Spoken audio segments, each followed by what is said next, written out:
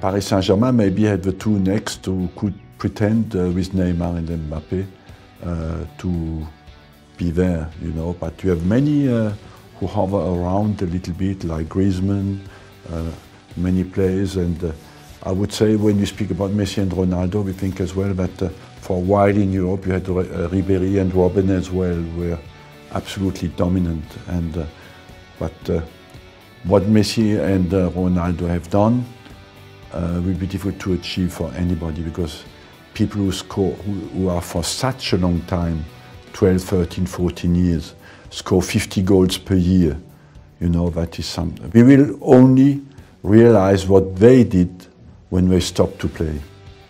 I think maybe also he wanted to know if you could choose between Messi and Ronaldo, who would you choose? Well, I would say they are so good that it's difficult to choose. In 10 footballer of the year, you know, it's 5 and 5. So that means they are really on the same level. Artistically, Messi is as well a guy who can give a final ball, you know. So he's maybe more a creative player than Ronaldo. Ronaldo is maybe more a finisher, better in the air, more athletic football, and Messi is more the artistic football. So basically, you would like. You have always attempted more by a little bit by a player like Messi. Yes, you have to live with regrets in life, you know, with only unachieved business in life. And this is a big part of it. Never had Messi with an Arsenal shirt? Never. We were in discussion with him when we brought Fabregas, because Messi played. You can realize sometimes that what fantastic youth teams you had before when you club like Barcelona. But in the same team, Messi, Piqué and Fabregas, you know. And Piqué and Fabregas came to Spain, Messi stayed in Barcelona, came to England, and Messi stayed in Spain. But you were interested in him? We were interested in him, yes. But it was untouchable at the time.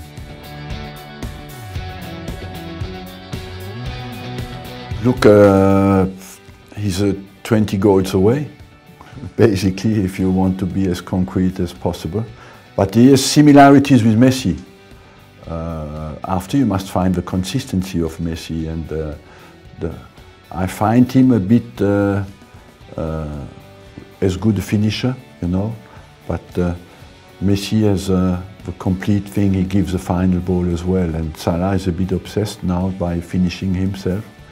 So there's a dimension that he will get certainly when they grow a little bit older, to find the moment when you have to give the ball, when you have to finish. But I like him very much. He has a huge potential, and Mane as well. It's success. But as well, you forget a little bit.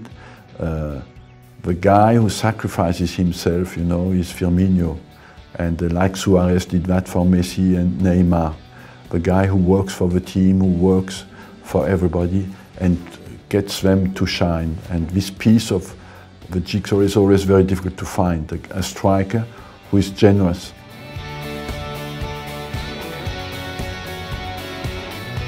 Maybe the team who has the potential is Arsenal, who could be the closest. Chelsea looks a bit young, not enough mature up front, not enough mature at the back. Man United hasn't settled a way where you could say today they can fight for the championship. So they look quite comfortable, the two in front, because they know they can do it. Man City has a huge technical level where they can always create chances. Liverpool looks very strong at the back and up front, you know, and they have a midfield who knows their job, maybe less creative than Man City, so they look a little bit in front of all the others.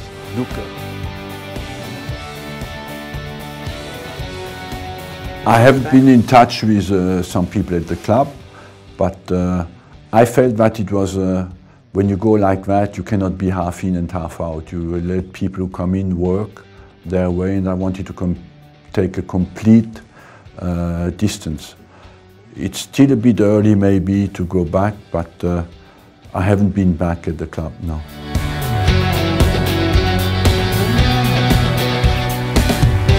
I still cannot live today with the fact that I will never be on a bench again. I might go through an intermediate position. What I want for sure is to share what I know, what I've learned, as much as I can in the game. But I would like to experience one more time the intensity of a competition, yes.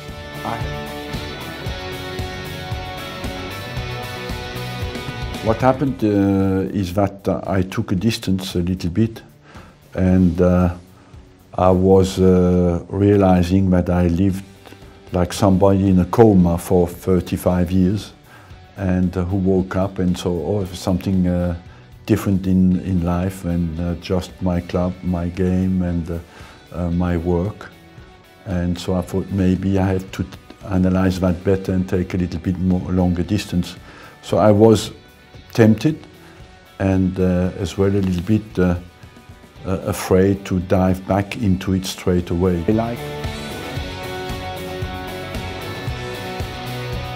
I like sport in general, what pushes human being to push himself, to excel, you know, to try to get to his best. And I think because generally I think in life what is the most important is what is my next level, and when you're in sport, so that capacity to find inside yourself the resources to push yourself to an excellent performance. So I read that. Above that, I must say, is for me what is very interesting is the magic of the energy put together. And rugby is for me a special sport for that, because it's maybe the real sport with a real team sport. That means if you have to rely on each other or you die, you know. And that kind of going without any reluctance together into a fight is something that I like. And football is a bit more individual, you know, and football becomes magic when it becomes really a team sport, and it's not always there. In rugby, it has always to be there.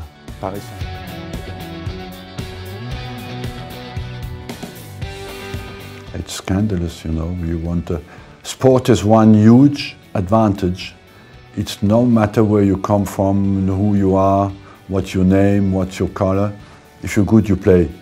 And the values that exist in sport should, of course, be represented everywhere. And what is good, I see when I look at the international responses from all the actors who are in the game, is it the managers, is it the coaches, is it the players? Everybody fights against racism. And when you're inside, you don't feel that racism exists. You see it from outside. What is it basically? I think it's a little bit the syndrome of a lack of interpersonal confidence in each other that has grown in Europe, and that's mistrust towards the other that has become expressed on social media, you know. And personally, I find it absolutely horrendous, and you have to fight against it. After that, that's good feeling and good speaking, but how do you do it? That is a real question. Is it the way to interrupt the game the right one? I don't think so, because it's an easy tool to be used to interrupt all the games without having really any end effect, you know. I believe that with all the things we have available now, it's easy to isolate people who do that and to punish them after.